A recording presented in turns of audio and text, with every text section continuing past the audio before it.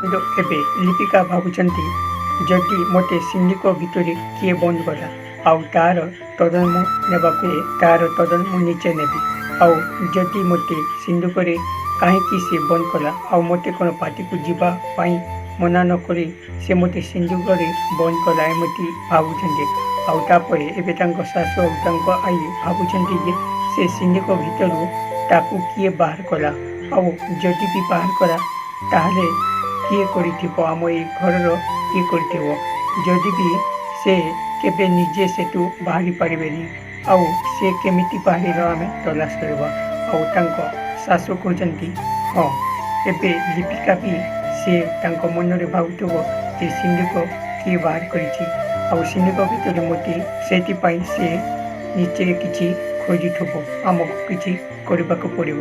ତ ଦର୍ଶକ ବନ୍ଧୁ ଯଦି ଆପଣମାନେ ଆମ ଚ୍ୟାନେଲକୁ ସବସ୍କ୍ରାଇବ୍ କରିନାହାନ୍ତି ତ ପ୍ଲିଜ୍ ଆପଣମାନେ ସବସ୍କ୍ରାଇବ୍ କରିଦିଅନ୍ତୁ।